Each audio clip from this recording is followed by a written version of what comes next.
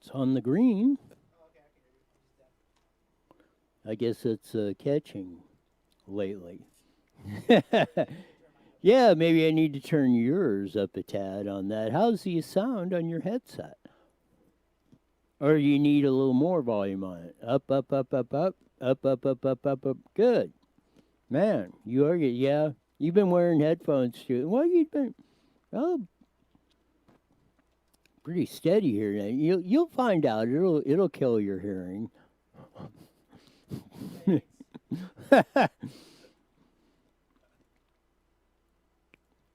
It's called occupational hazard.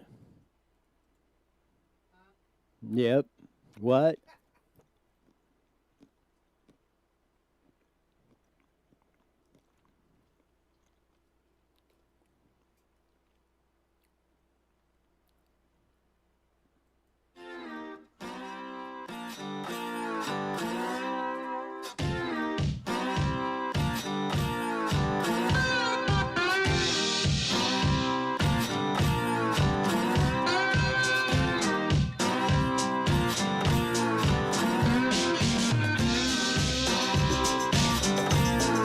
There's a slow fade on that funky slide guitar music that comes on every day live at 5 on Newswire and Facebook Live, YouTube, and all that stuff. We'll be joining KMET the Mighty Met 1490 at the bottom of the hour. On that, we'll have Susan Shelley coming up as we usually do, editorial writer from the San Bernardino Sun Press Enterprise, Vice President of Howard Drivers Taxpayers Association, and everything else. We all know, and Stephanie will be joining us here in a little bit. We're going to be talking about a few things, about the COVID surcharge that you're going to be seeing on all your bills now, the cop show going away, very popular show, and some of the reasons behind it, education, Black Lives Matters, and who is really for education and who is all about control. We all know about the George Floyd situation and Derek Chauvin with the situation in Minneapolis or stuff. But this is Dallas, Texas in 2016. There was a guy named Tony Timpa. He died at the hands of police and that. So this is from the Dallas Morning News. So we're going to roll the video on that. The first part of it is on August 10th, 2016, 32-year-old Tony Timpa called 911 for help. He was off his mental medication and taking drugs, and he told the dispatcher. So here's a little bit of the first part of the video that they have running on that as you're seeing the... You got any name on them or anything? Just Tony's the only thing we can get. Help me! Tony! Hey, get on the ground. No, you're gonna kill me. I'm not gonna kill you. You're gonna kill me. You're gonna kill me. Yeah.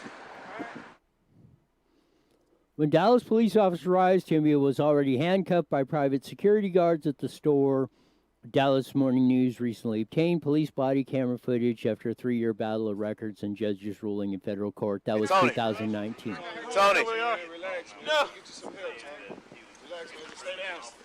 Tony. No! Tony. Just keep him down.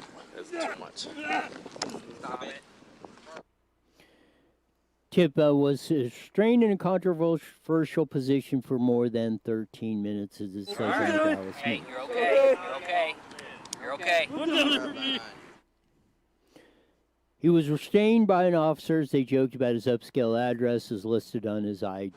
Yacht Club in Rockwall. That's close to 20. Will you let me go, please? Hey, Tony. We're trying to help you out, man. Just relax. So, did you hear any in the past 4 years since this started in 2016? Did you hear any riots?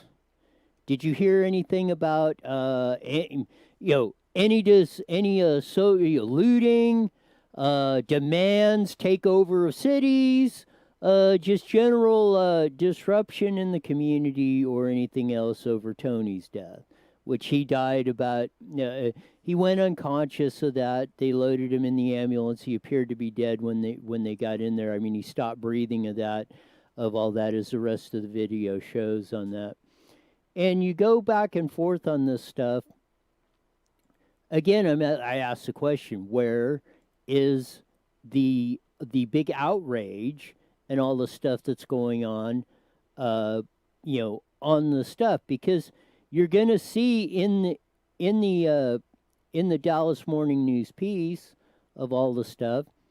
And they had the body cam footage and all the other stuff going on.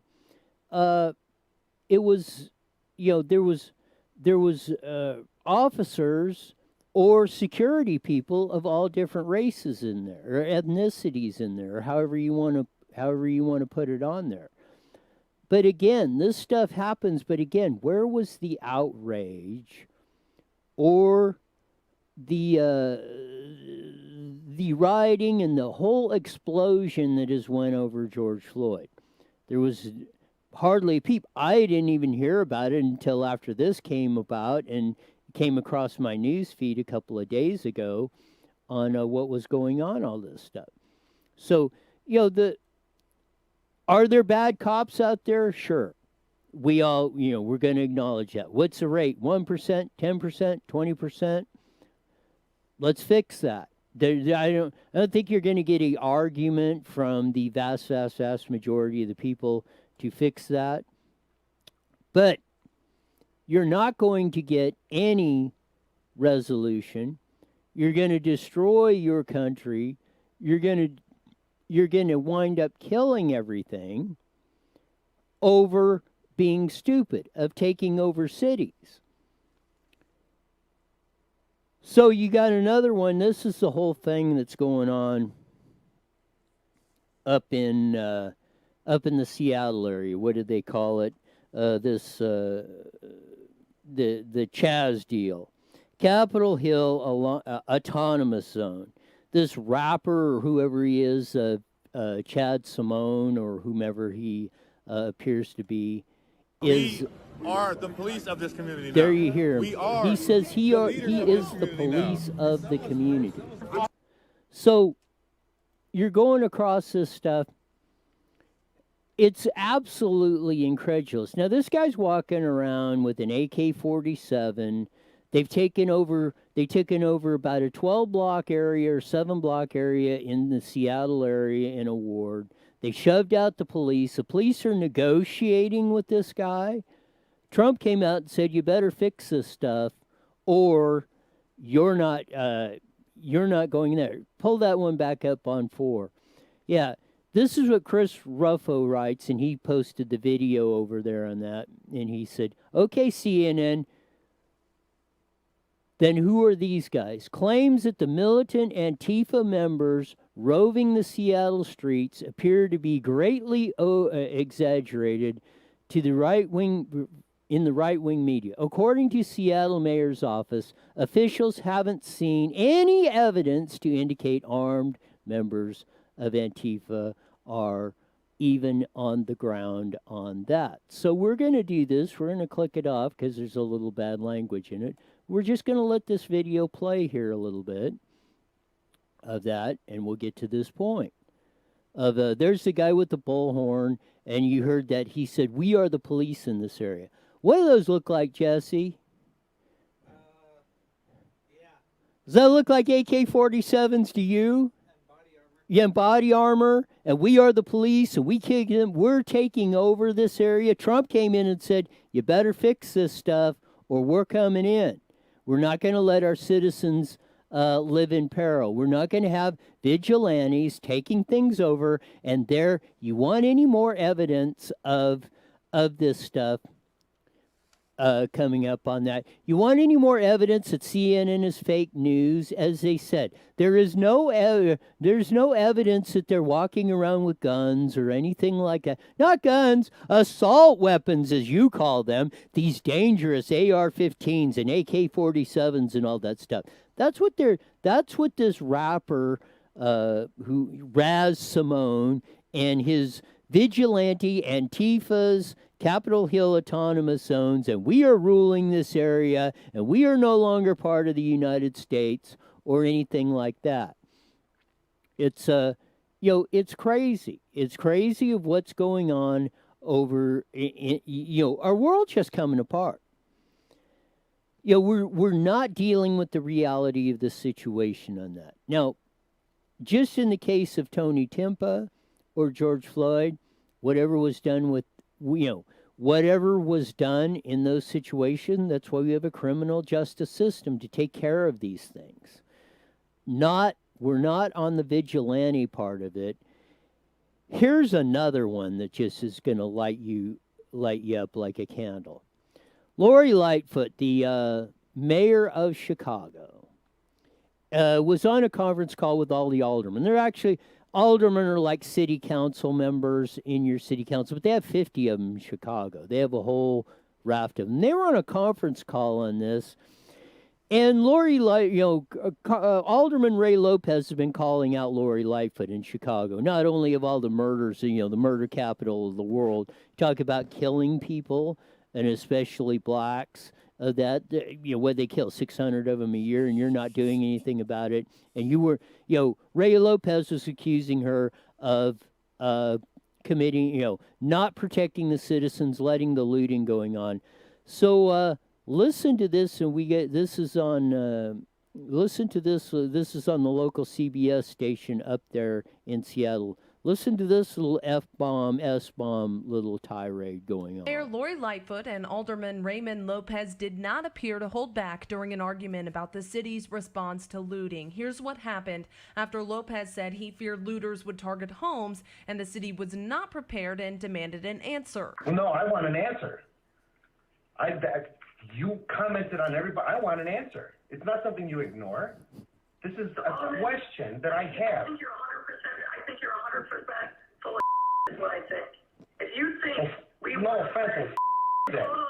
Who are you to tell me I'm full of and if you think we were not ready and we stood by and let the neighborhood go up, there's nothing intelligent that I can say to you. Well, maybe you should come out and see what's going on. The stupidest thing I have ever heard. I understand you want to preen. I understand that you think that you... Mayor, you need to check your attitude. That's what you need to do. We have a more complete breakdown of the back and forth in our CBS Chicago article. I don't know what else you can say. What sort of delusional world were we living in? But so we're going to play. Stephanie's going to join us here in a second. We're going to talk about the COVID surcharges that are going to be coming on your bills in California, the cop show going away and the ramifications and the reason behind that, education, and who's really got the knee on whose neck. So let this go. There's another thing, another little tidbit that's coming on about good old COVID-19 coronavirus. Not only has it cost you probably your job, sanity. your job, your income, everything else, and now you're sitting at home, half starving to death, can't make the mortgage payments, unemployment's not coming in. Yes, driving your mind insane. You heard businesses are reopening, or restaurants, and at 25%. Yeah, 25% capacity, and you got to put a mask on or something else. This is an ABC7 report coming on that little video report. Guess what? When you walk into the restaurant or businesses, what little thing they have in store for you now. Here's the clip. Or even an undisclosed new fee. COVID surcharges are popping up at service-type businesses. I'm seeing them at restaurants, hair salons, dentist offices. Some of these surcharges are steep. A restaurant in Chicago added a 26% COVID-19 charge in May, citing increased costs. We had no choice but to pass that on to our customers. Unfortunately, it created a lot of backlash on social media. The restaurant later reduced the surcharge to 17%.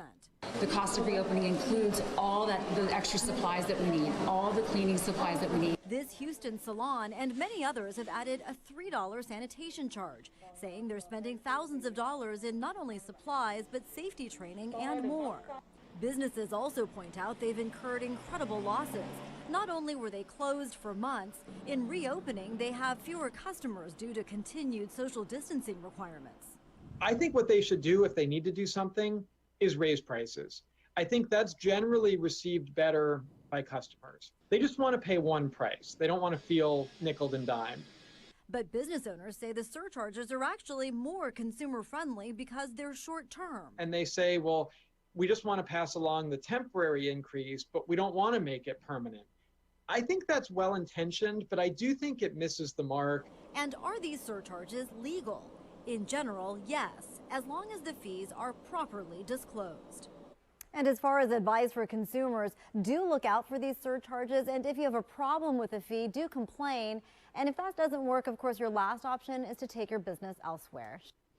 So, do you think these surcharges are going to go COVID-19 brings the away world on to a this halt, whole UNICEF. thing? I think they're going to rename them. Yes. I don't think they'll go away. But in a sense, I do kind of understand why they would add that in. It does make sense that you need to kind of like use sanitation more, or you know what I mean? So I get it, but like he was saying, people don't want to be nickeled and dimed for every little thing. So Like, what if I bring my own hand sanitizer and I clean my own table? I mean, can I get my fee removed? No. I'll clean it myself. No. Why? This is the whole consequence of what's going on in I this think the whole government should pay for it then. No, they should. you are the government. I think they should Where take does the government get the money? a pay decrease. Where does the government get the money? Roy, stop. From you. From all of us. The government does not pay for anything you do. The end consumer pay taxes, everything else. So The I can't surcharge- come and clean my own table? You can come in and clean your own table, but the surcharge is going to do because She said I can complain about it. because so 90% of the people are we get not. dropped. So if you mandate you can only run at 25 or 50% capacity or all this stuff. You got to have hand sanitizers and all this other, and masks and all this other gobbledygook. Which I get why they would. I mean, I No. get it, but I don't appreciate it. No, again, you should be able to take your business. As the lady said, if you don't like it, take your business elsewhere.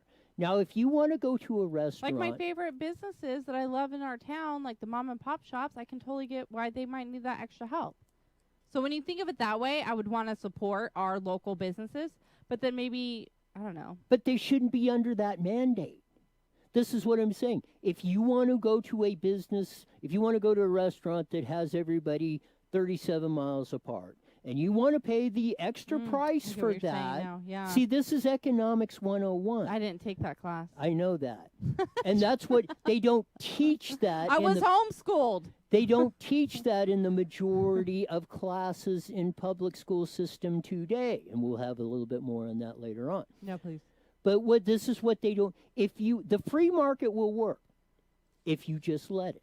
If you want to go out to a restaurant or wherever, or the movie theater where there's only 25 people or whatever, and you want to pay that price, then you should be, that's a determination between you and the restaurant or movie theater owner and you. Right. There's no, if you want to go to the movie theater or the restaurant that's jam-packed, if you're at In-N-Out Burger and the place is packed, the line's 87 miles long, and on that because you like In-N-Out Burgers and you're going to accept whatever risk there is on that, then go for it. The government or stuff should not be artificially raising the prices of everything on this as they are doing. Right. This is what is behind this whole thing. Now they've created this chaos as we had yesterday with Dr. Kelly Victory on about all the stuff and the economics and everything else of this. This is the aforementioned consequences of closing down or locking down your economy for basically no reason. And even as I had the premise of, the secondary effect of COVID deaths, or let's just say they're even, and Dr. Victory said there's probably going to be many more times of what the COVID deaths is, and we shut down our country for what? Of things that we made the situation worse. Right. It's what politicians and governments do most of the time. That's why you try to keep governance that governs least governs best. You make the decision. You go out and earn the dollars. You get to keep them. Then you make the decision on how to run and live your life. And everybody, the vast majority of us, will live happily ever after we get back to the concept as we started, which we're going to be up against here pretty soon, the Declaration of Independence in 1776 on July 4th, which said pursuit of life, liberty, and the pursuit of happiness. And that's what it's all about. You get back to that concept, we'll all be okay. Exactly. That's why we're doing 2020.5. Yes. On July 1st. On July 1st. I can't wait. We're pushing the reset button on this, on that. I think, if everybody would really concentrate on that. I really think it would be a great thing. Yes. If we just changed our mindset, we're starting fresh, screw all this shenanigans that's going on in the world, and let's just all be freaking happy. Right?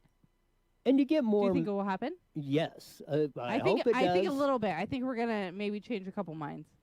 I hope so, because this is the latest of insanity that come across the wire. This is a post on Newswire Daily that I made last night.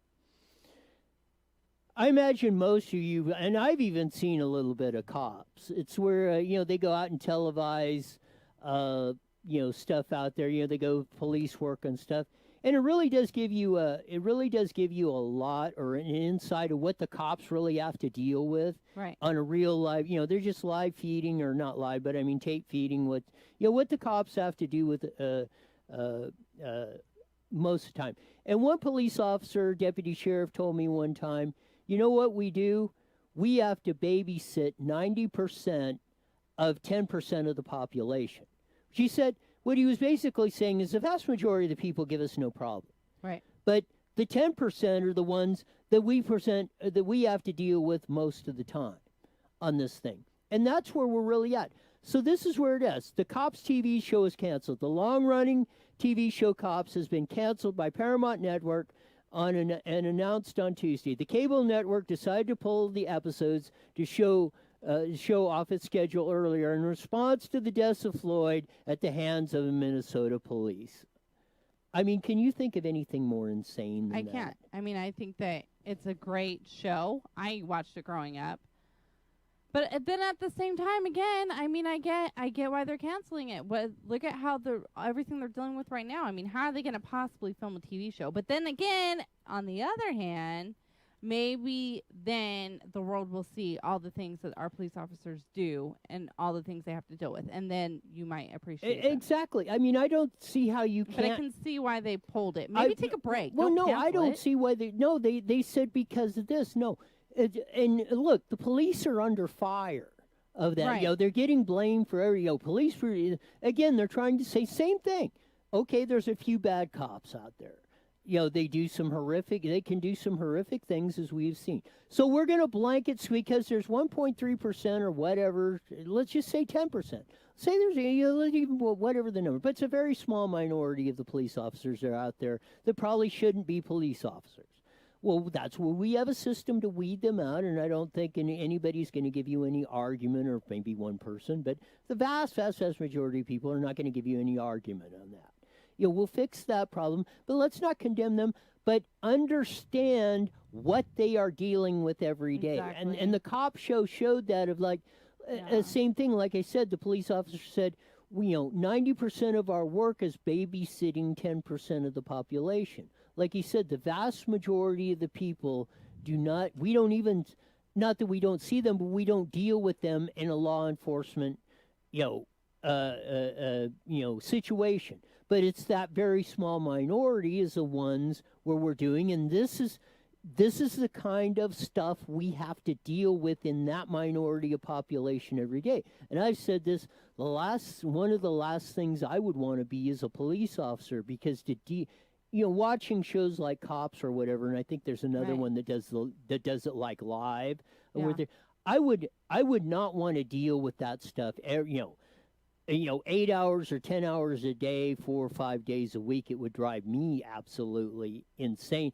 And I don't know, in a lot of cases, I don't know how they show the restraint sometimes in the situations they're put in, or the attitudes they have to deal with on the thing. So I think I really do that. And the secondary thing is, and I can't remember which one, but now they're taking Gone with the Wind off the, they're not showing that off of there because it had races or I think it used the N-word in there or something or other, and they're saying, well, that's not they were taking Gone with the Wind off.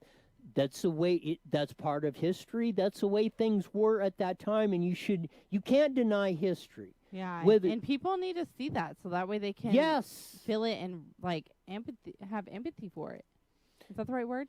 Yes, or understand it. That's the way. That's why we don't do that today, and this is the reason why. But that was part of the culture, and where they go back and say, "Well, this stuff is all going on and racist and blah blah blah blah." Well, no, it's not. We don't. Yeah. We every time where there's wrongs, we have corrected it. Right.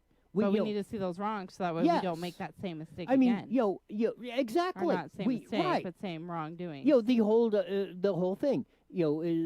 Those who don't know history are doomed to repeat it. Exactly. And if we try to deny it or say that didn't happen or ignore it, it will repeat itself. So there is a context, and there's a UCLA professor that was doing the same thing as showing this, and the class is demanding they resign and threatening him, and he's under police protection, all that stuff.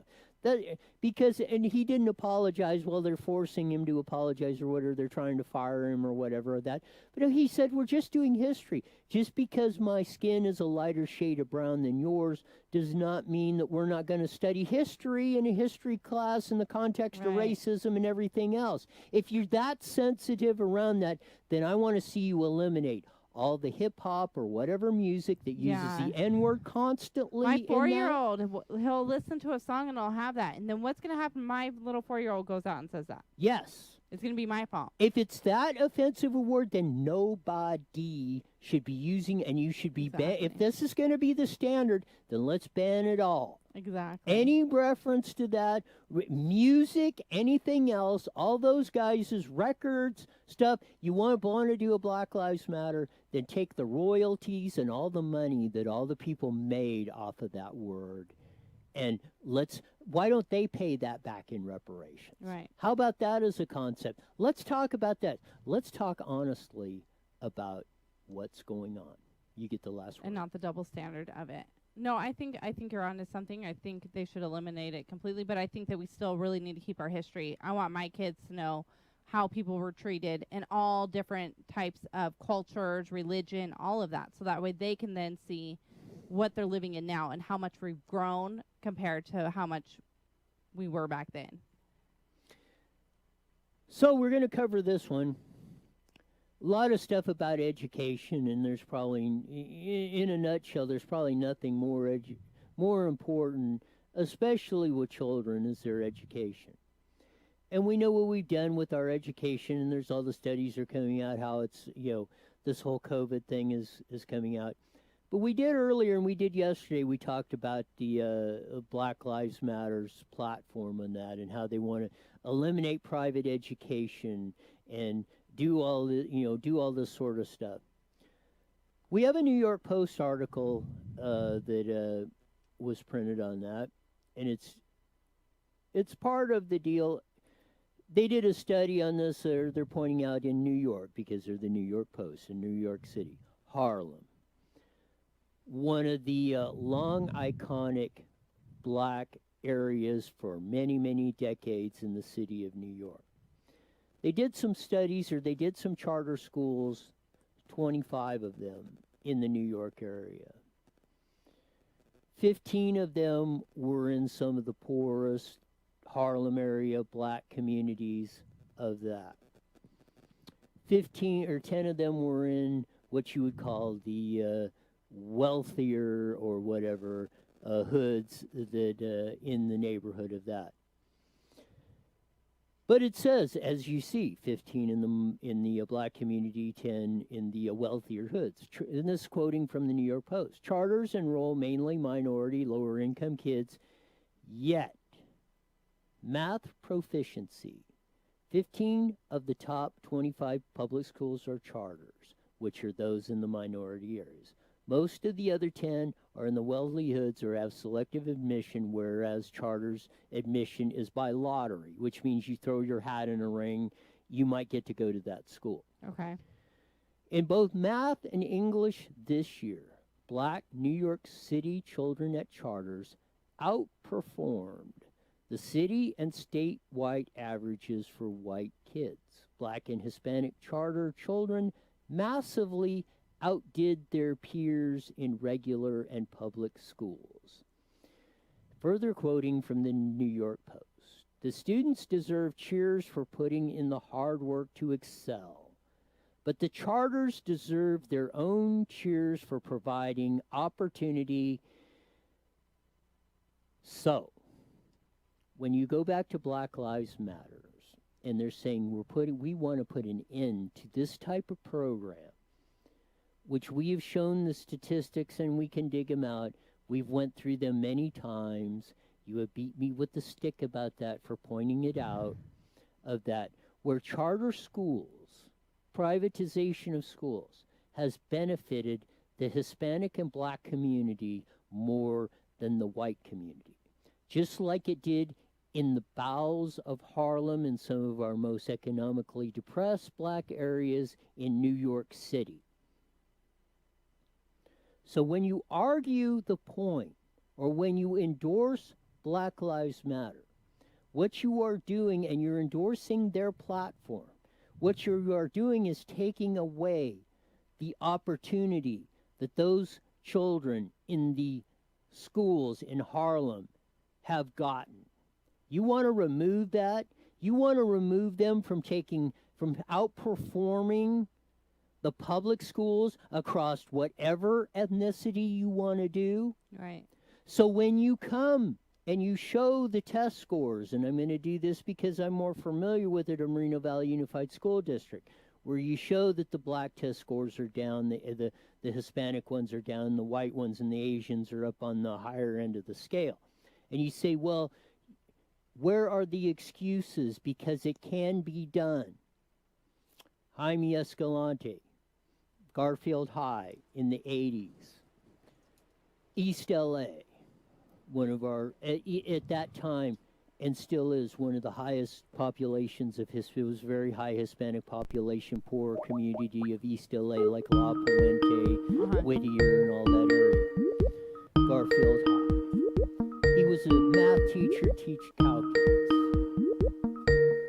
He took the kids who were, everybody said, you'll never educate those kids. They're always on the bottom of the barrel. They can't learn the stuff. They're not intelligent enough.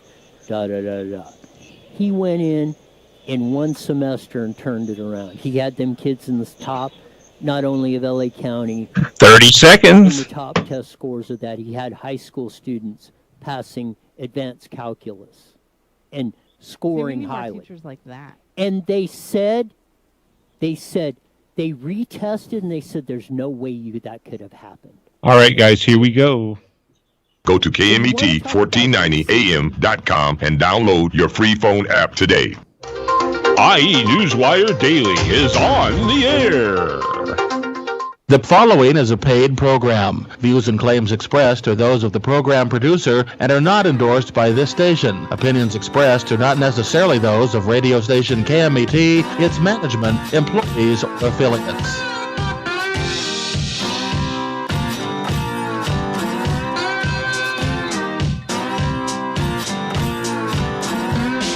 There's that funky slide guitar music that comes on every 5:30 every day on the Mighty Met. 1490 KMET, broadcasting all across the Inland Empire, Newswire on that. Of that very busy day, we had a very jam-packed, man, the news is just flying across to the whole thing. We talked about the deal up there in the first half hour of that on the stuff that's going on. The Tony Timpa. Keep that name in mind. That's a man who died at the hands of, appeared to be while he was in custody, cuffed on the side of the road in Dallas in 2016. Cheer any riots or anything about that? We talked about the cop show going away and the reasons behind that, and the charter schools and everything else, and the whole Seattle fandango that's going on over there, that where they're walling off. And we'll have Susan Shelley on in a second. But I wanted to do this because we did preview it a little bit. Derek Chauvin and George Floyd had a history. There's a little bit of it coming up on that. There's been some more information come out on that. So we're going to play a little bit more of that with Stephanie as she comes in on that. This is the deal on Derek Chauvin, George Floyd, and their history for a long time. And we brought you when it came out about a week ago, the bar owner in Minneapolis that had that employed both George Floyd and Derek Chauvin as bouncers in her bar once a week, and for 17 years. And well, I don't know if they had a history or stuff. This just came out on that, and this is on CBS News. Another worker at the club, David Penny, told CBS News that Chauvin and Floyd not only were familiar with one another, they had a history. They bumped heads. Pitney said it has a lot to do with Derek being extremely aggressive within the club with some patrons, which was an issue. Santa Maria says that she never received complaints from her other workers, but customers would sometimes complain about how off-duty officers treated them. Floyd, on the other hand, was beloved by the Latin community because he worked at another Latino club too, Smeredith said. There wasn't any doubt in your mind that Derek Chauvin knew Derek Floyd, CBS asked Pitney. No, he knew him. How well did he know him? I would say pretty well. Pitney responded, if that's true, it could prove to be significant where Chauvin eventually faces stiffer first-degree murder charges would imply some intent. So they did know each other. They had a history. It's been pointed out that, and some of it in there's been coming out reports, that George Floyd was kind of in charge of the money, and maybe Chauvin accused him of cheating him out of some money at the club and all that stuff. But it is coming out. They did, again, as we do, and this is why we don't go vigilante justice or we don't have the public hangings or stuff. Let's get the whole story out. Let's get all the facts out. Let's put this in front of a jury and let's find out exactly what happened, because in all of this stuff, there's always more extenuating circumstances to what's going on. So let's not... Color wasn't always it. Yes, let's not jump to conclusions across the board on that just based off of what you're seeing at the moment. Let's let's step back a little bit. Let's it play out. Justice will be done as it is in most of the cases, and let's let our system work. Exactly. And let's come together as one. Leave the color out of it. That was a little bit, because there is a history, and like we pointed out with the Tony Timpa deal in Dallas, where there was no rioting or stuff, where it appeared to be a fairly similar situation to George Floyd and all that stuff. But we're going to give our longtime guest we have on at least once a week on the show, because she's very informative, articulate, and one of the brightest minds, I think, in the world. She's a columnist, editorial writer on the Press Enterprise, San Bernardino Sun, Redlands Daily Facts, Inland Daily Bulletin, and Vice President of Howard Jarvis Taxpayers Association, Susan Shelley. Welcome back to the show. Well, thank you, Roy. Great to be with you. Hi, Stephanie. Well, she just ducked out here on that by the deal, so yeah, on that. But one of the things that we pointed out on the stuff of not jumping to conclusions, but I wanted to get your take on this. I'm sure you're aware of the takeover by the Simone, Raz Simone, the vigilante rapper or whatever they're calling up there, and they've taken over a 7-block area, kicked the cops out or whatever. And Trump came out today and said, you better fix this or we'll come in. I think the first thing they should do is wall the place off, shut off the water, power, sewer, everything else, start putting up a perimeter around there, and then ask for passports for everybody coming in and out, because he declared, among other things, they're the police. Well, they declared they're no longer part of the USA, so if you're no longer the part of the USA, you're a foreign country, and let's see how long they last after that. Well, I don't think they're going to last very long, and I'm shocked that it's gone this far. I really am. It's not a protest group. It's an anarchist group, and it's not impossible that people plan to overthrow the United States government. It's not going to happen, but it's not impossible that there are groups that think they're going to do it and delude themselves because they've intimidated a couple of local mayors and city councils they've deluded themselves into thinking that this is their moment, their destiny calls them, and they're going to overthrow the United States government and replace it with whatever they think is going to be the right society. I can't get a handle on what it is exactly the plan would be, but whatever. Apparently, it's every man for himself and shoot to kill. That doesn't sound to me like you could make that work for very long, but maybe they've gamed it out. I don't know. But they're very wrong, and the more they do this, the more they're going to run into the rest of the country, and people are going to stand up for their own rights and their own property and their own families, and it's not going to end well for the anarchists. So, as I said, I'm surprised it's gone this far, and it's probably only because it's been combined with the issue of whether there are racial disparities in policing, which is a real issue and a serious issue that we need to discuss always, because if that's happening, that has to stop. But if you combine those two, then what you wind up with is a lot of really frightened politicians who don't want to be called names. The craziest thing that's going on is this cancellation of old entertainment. I don't understand this at all. HBO Max pulled Gone with the Wind, and UK, something in the UK just pulled Fawlty Towers, an episode of Fawlty Towers. Fawlty Towers, a British sitcom from the 1980s, a comedy, a satire. They're pulling these things out of circulation out of fear that someone will be offended. This is craziness. This is craziness.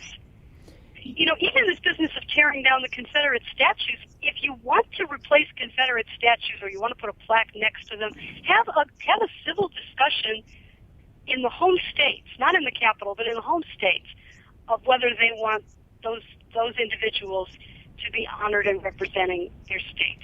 But to have Nancy Pelosi waltz through and say, these 11 are out, that's just not the way to address anything connected to American history. That doesn't end well. I mean, that ends with closing down the Washington Monument and the Lincoln Memorial, and I really don't think we want to go there.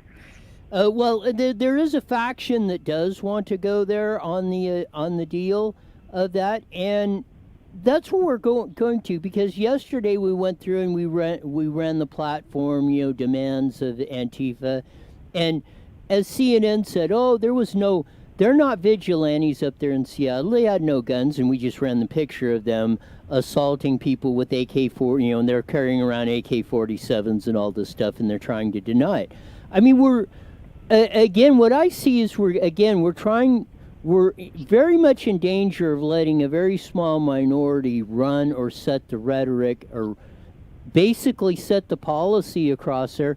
Again, without any debate, without our representatives that we elected, per se, doing this, when somebody can just walk over and take over even a 7-block area in Seattle, well, what's next? What are they going to attempt next? Because this looks like what they're, when you read beyond the hashtag Black Lives Matter or Antifa or whatever, when you start breaking down what they have printed and what they're really all about, it's very disturbing in my view, and I think you're right. I mean, I think it's nothing like the America as we know it. No, and this is not going to last. This is not going to stand. This is a peculiar moment in history where people who were locked in their homes for 3 months were suddenly told they could go march in the streets without social distancing and without masks, and people would bring them water and food because they were protesters. And all of a sudden there was something to do. What are people supposed to do when everything is closed except protesting? I'm not saying that the protesters, that there was no legitimacy to it, just that the numbers, the flooded streets, perhaps wouldn't have been so great if baseball was underway and restaurants and bars and movie theaters and everything else was open. But this literally happened while the country was under lockdown and forbidden to go anywhere. And all of a sudden, this was allowed, so people poured into the streets. I think part of the crowd was just the exasperation and the frustration pouring out from people who've been locked up, without good cause, by the way, for months. There you go. And this is what, and I think it's kind of, maybe I don't know if you telegraphed it like this, but your latest opinion column in the Press Enterprise and various papers on that is about Project Room Key, which is basically the state of California is extracting money from, and the federal government is extracting money from our dollars, and we'll wind up buying thousands of hotel units all across California to supposedly house the homeless and yada yada yada. I think this is the future they see for us. They see, as I've said, that they want us in a high-rise 100-story New York City high-rise in a 200-square-foot cubicle, walking or taking the COVID spreading subway trains or whatever to back and forth, and they want us. This is like the beginning of, or a continuation of where they've been going for a long time, but they just they've kept it kind of stifled a little bit, but now it's like exploding into like we're really rolling this thing out. Well, some of what's happened here is the long fuse on laws that were passed 8, 10, 12 years ago. For instance, in 2008, we had something in Sacramento that was titled SB 743, and it put special restrictions on development so that you couldn't build houses. You couldn't build a housing development in an outlying area if it created a metric called vehicle miles traveled. In other words, if it was far enough away from most jobs that people would be driving to the jobs and causing more vehicle miles traveled, which the liberals believe is going to blow up the earth somehow. The sky will catch on fire if you drive your car, which is insane. But that's how they act. So they passed this law, and of course nothing takes effect immediately. It all is phased in. And by the time it's phased in, all the people who voted for it have moved on to other government jobs, and they're not responsible anymore for the consequences. So SB 743, with its restrictions on driving, is supposed to be implemented July 1st. And, what does that do? Here we are in this situation where we've just found out all the people who can work from home and don't have to drive at all. And now we're going to restrict housing development based on the idea that people will have to drive too far to work. Does that make any sense to anybody? So some of what they're doing with these public transit things, the high rises on top of train stations, all of this comes from 10 years ago when we were passing legislation that didn't kick in right away to supposedly solve global warming. And here we are in a completely different situation economically, and a completely different situation technologically, and in every other way. And here come these laws with all these incentives for local governments and all these mandates. And a lot of times they don't even have any choice. They have to put in bike lanes if they want to get freeways widened. It's just crazy. It is, and Stephen writes in, did you see, and I didn't see crazy Nancy Pelosi kneeling with the deal, but it doesn't surprise me, because one of the things when we read over what the demands platform of Black Lives Matter and Antifa was exactly what you're talking about. Global warming, we're all killing ourselves. I mean, you can see, if you peel back the onion and actually look at what's going on, and that's what I've been striving to do with there's Jesse's go. You ought to find the picture of that and show it on that. But that's what we're talking about, is this stuff has been in the works for a long time, and a few of us have been kind of putting it out there and doing that, and a lot of people said, and I don't know if you got the reaction, oh, you're crazy, you don't know what you're talking about, that'll never happen. Well, again, it seems to be happening at breakneck pace right now. Yeah, it is. But it's going to have a political consequence. In every period of history, there has been a swinging pendulum. There's no escaping it.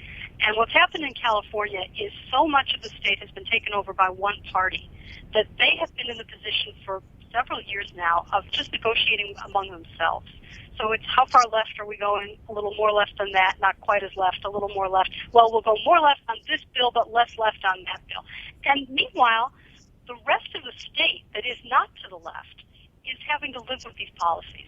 And all the businesses that are being taxed out of the state practically, and sometimes not practically, sometimes in reality they are leaving the state because the lawsuit climate, the business climate generally, the taxes, the threat of even higher taxes, this is excuse me, this is devastating in California. And it really has to stop. We have to elect both parties and have balance. Yes, you got to have that perspective on this stuff because where is this stuff breaking? California, Washington, New York. You see, all the liberal left-leaning, like California, see, we're so far off the deep end. We're at the bottom of the blue Pacific Ocean on this stuff, and you can see that. But when you, like I said, when you peel this all back and look at it, it's now becoming very much focused. A lot of people weren't. It was put out there. Oh, Black Lives Matters about the injustices Black people have done for many, many years, and da da da da. Well, no, you start reading what they're all about, and they're all about what's happening on that 7 square block area up there in Seattle of that. And again, you're seeing this rolling out slowly, but building steam in a lot of areas across the country. That's true. And when we veer off into these other issues, such as give more money to this organization and that organization and change the whole economic structure of the United States, nothing's going to get done. Nothing's going to get done. That's going to just poison the well, because we're not going to overthrow capitalism. We're not going to go to some racially segregated society where people are judged first on the basis of their race and whether they get goodies or they don't get goodies, whether they get penalties or they don't get penalties. We're not going to do that. It's unconstitutional. It's not practical. It's not going to take us where we want to go. It's not going to happen. So the more that the left pushes for these ancillary issues that have been on their agenda for generations, the less anything is going to improve, and the more hostility it's going to generate. So I think that's really unfortunate. We have the ability to work on the issues that have to be worked on, but we can't just tie them to some leftist agenda and wish list and say it's all or nothing, because it'll be nothing. Exactly on the thing, and I don't know if we're really if we're going to be going. I see this one going a couple of different ways. We're either going to start drawing some lines in the sand, as Trump said with this deal. Seattle, Washington, you better fix that problem, or we're coming in. Meaning the federal government on that. I mean, either we're going to totally strip down or destroy what we have, or there's going to be there. I'm seeing the instances where this is going to be coming down to a showdown one way or the other. Well, I think it is, and it's going to be an interesting election in November or in October, since we're all voting by mail. It'll be October. It's going to be an interesting election, and we'll see how many people who have been through this lockdown and been through these riots feel confident in the people who are in government. I have heard from a lot of people who never even knew who these people were. What's a county supervisor? What does the assembly do? Who's mayor of Los Angeles? Nobody knew. Now they know. Now they know. And many of them are extremely unhappy with the leadership that we have. And we will see what happens when a ballot is mailed to every registered voter.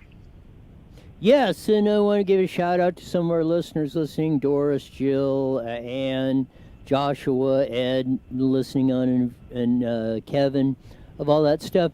But yeah, I'm just getting an ever increasingly feeling that this is what they're really trying to do, is like what's happening in there.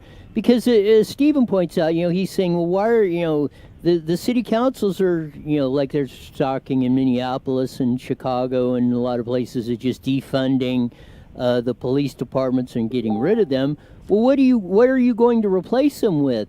Is a rapper, activist, terrorist Raz up there in that, with walking around with him and his Antifa buddies with their AK-47s and beating the crap out of people? And I mean, what's the signs, the scenes that are coming out there are just ever increasingly, at least in my perspective, are getting ever increasingly disturbing.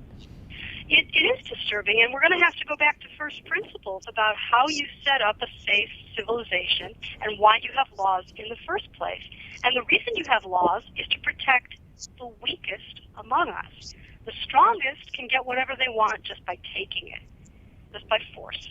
It's the weakest among us, the older people, the people who are not physically strong, These are the people who need the protection of laws in order to go walking freely and have the careers and the lives that they deserve to have, that everyone deserves to have in a free country. The laws make it possible for people to survive without being the biggest, strongest, meanest guy on the block. If you don't have laws, and you don't have law enforcement, and you don't have civilian control of law enforcement, which is the other part of this, if you don't have that, then what you need is protection from somebody. Well, now you're into one of these situations like we see in other countries where you have roving militias and you have to be affiliated with one of them, and it's like a protection racket. It's gang warfare. We don't want to have gang warfare in the United States. We want to have the rule of law.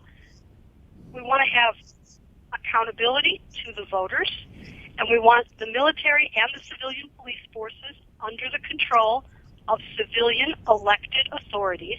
And this is our very finely tuned system, which is brilliantly constructed and will work if we read the directions. If we read the directions in the Constitution, in our state constitution, it will work. But if we throw it all aside and we say, oh, it didn't work out, we're going to just be every man for himself, we're going to set up barricades in the middle of a downtown area and have a lawless caliphate. If that's what people think is going to happen, I think they're going to be disappointed. That's not going to happen. That's not going to last very long. I don't know. I mean, I just get this ever increasingly sinking feeling that we're gonna, we're on the precipice of becoming like Mexico, where either the federales or the cartels or whatever are running things. If the masses are not marching and taking orders and living in poverty, they cut your head off and lay you in the public square as an example to everybody that's going on. And that's, I'm just seeing, the steps of going to that, and it's just ever increasingly making me real nervous. We've got about a minute left, so I'll let you wrap it up. Well, I just want to reassure everybody, everything's going to be fine. It's going to be fine. I hope so.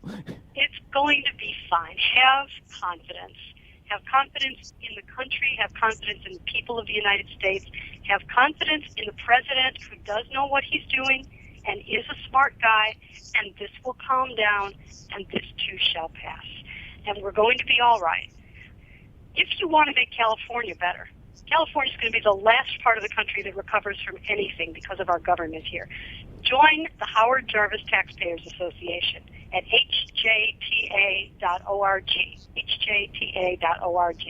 That's the organization that will protect taxpayers from all the crazy schemes that are going to happen in Sacramento as they try to balance this budget. It's not going to be pretty. We have to protect the taxpayers and make sure they do sensible spending cuts and bring the economy back to generate revenue and not just raise taxes. hjta.org. Sign up for emails. You guys, best $15 you'll ever spend. You'll get paid back 100 times, 1,000 times fold if we all band together and fight this. We'll do it again next week, Susan. Thanks for being on. Thanks, Roy. Take care. Man, there just isn't enough time. An hour is not enough time to get all this stuff in anymore on what's going on. Hey, just as we were almost thinking we're going to turn things around, that, and yes, I agree, Stephen, Susan is great. And I hope you're wrong, but I think you may be right on Ed. I mean, we're on the precipice of this stuff if a majority of us don't get this stuff together and just stomp this stuff out, because you get down to anarchy, where the king rules, which is basically like the terrorist Raz is up there on Seattle taking over of that. I mean, socialism, as Kevin pointed out, you'll be begging for that. And kind of like I said, if you like San Francisco stupid Gavin Newsom, you'll be begging for Jerry Brown. And I think that, as bad as Jerry Brown may have been, he is nothing compared to Gavin Newsom. We'll come back with the Fast Friday tomorrow. with Stephanie in on that. We'll cover some of the graduations. Maybe we'll kind of lighten things up a little bit since some of our businesses are opening up a little bit. So until tomorrow, see ya.